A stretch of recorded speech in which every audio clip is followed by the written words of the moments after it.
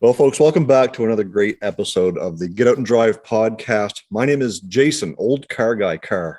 And I am John, CustomCarNerd Meyer. Tonight, we're pretty excited to have this duo with us, and I can't wait to get into the interview, so I'm not going to lead in with a great big story. I just want to introduce Kinzie Wilson and Olivia Gadjo. Girls, welcome to the show. So tell us a little bit about what you're doing in school, and then we'll get into the racing part of it.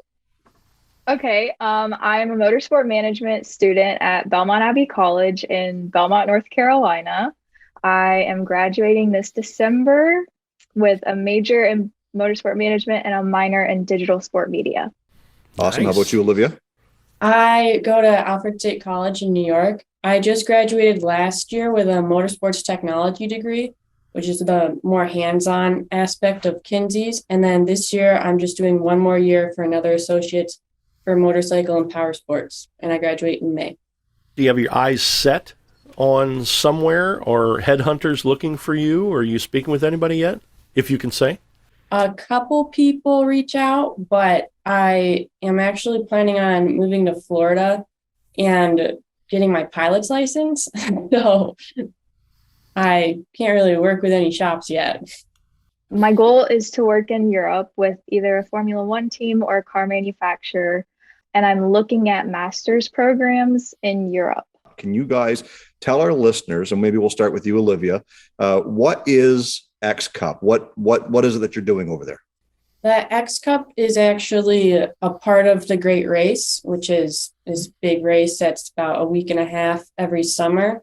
It's usually around like 2,000 miles long. So this year it was from Rhode Island to North Dakota. So the X Cup is the student division of that. So it's student navigators. They just have to be in some form of college under 21. And then anyone above 21 is the drivers. So I've actually known Nick Ellis, the executive director of the RPM Foundation, over email for years. He's got great connections. He's been very helpful with a lot of aspects of getting me to where I am today. And he just reached out to me one day and he's like, "Hey, I'm putting a female race team together. Are you interested?"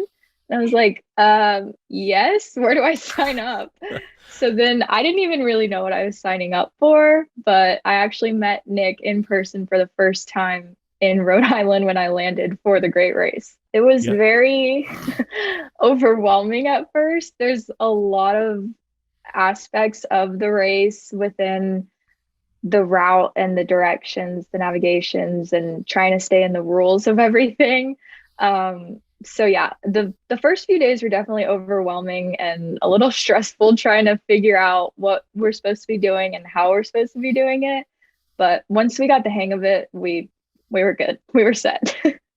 We did not know what we were doing until one of our teammates, Mallory Henderson, showed up and actually explained the proper way to do it. Yeah, we finally got the hang of that about the last 2 days. Yeah. Oh, no. Yeah, we had a lot of, whenever we detoured ourselves, it was kind of easier to figure it out rather than when they detoured us, because we knew like what signs to look for, whereas their detours were signs on the road saying, just keep going straight, just keep going straight. And we're like, well, for how much longer do we keep going straight? So yeah, we got a great learning experience throughout the whole thing.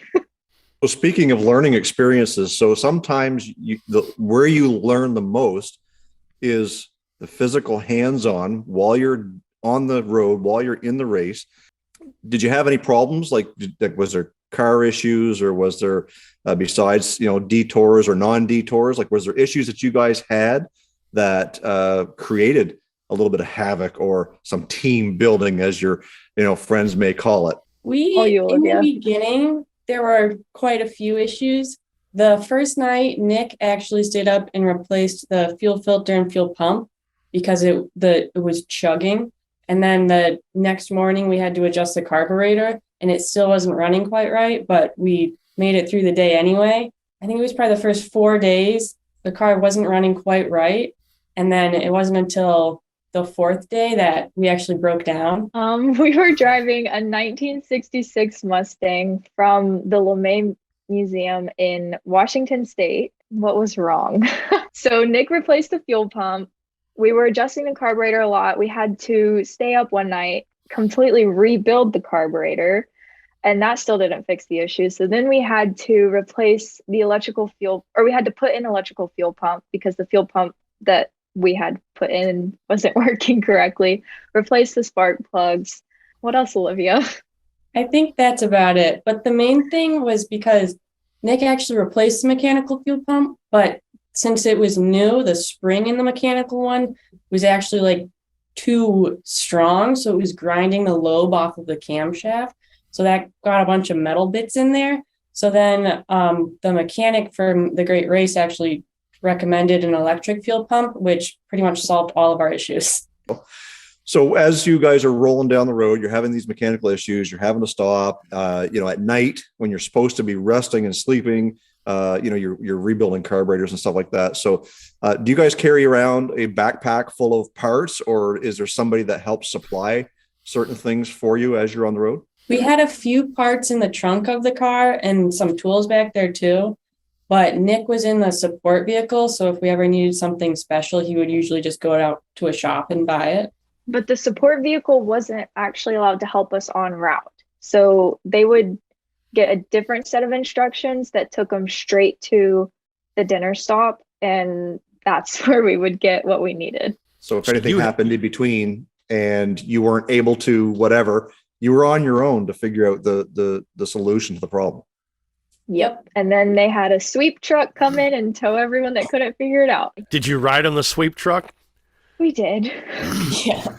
Just once? Just once. Oh, there you go.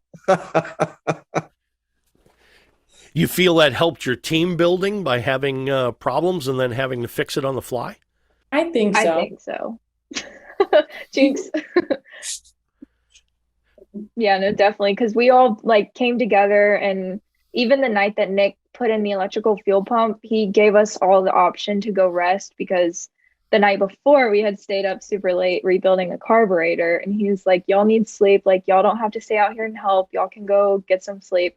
And we all were out there helping until the car was running and okay. You put forth a huge effort to make sure that you're not sleeping until it was working. Oh yeah, we were all very dedicated and determined to finish that race. Yeah, I had a little bit of mechanical background, but nothing crazy, no carburetor rebuilding. So the RPM Foundation is really good about their whole mission is to get the younger generation involved in restoration and preservation. So Nick did not touch a single part on that carburetor, but he walked me and Olivia and the rest of the team through every step of it. And it was really cool to learn in that way and by us actually doing it. And I also didn't know anything about carburetors because in motorsports, they apparently just don't care about carburetors anymore. So I was really cool to get to learn how to rebuild one when we broke down. Well, it's definitely team building. It's experience. I'm sure you guys had a ton of fun. Oh, yeah. Yeah. And what would you say to anybody out there, some youth that are coming up, thinking about, taking on this type of an opportunity? Is it something you would certainly encourage, and why? Olivia, why don't you go first? I would absolutely say do it. I was pretty nervous about going on the Great Race because I obviously didn't know anybody. I had never met them in person, but I would consider Kinzie and pretty much everyone else on the team pretty close friends at this point. And I met some other people on other teams who are really cool too. So I'm very not outgoing. So I think it's pretty cool that I actually made those connections. Oh yeah. Everyone at the Great Race is awesome. Oh, there's the route. Paul's giving me the route, real time. He's giving me the route for the 2023 Great Race. Shows here we are running from St. Augustine, Florida, and we'll head up through Georgia, Alabama, Mississippi, Arkansas, the southwestern corner of Missouri, through Kansas, and end up in Colorado Springs, Colorado.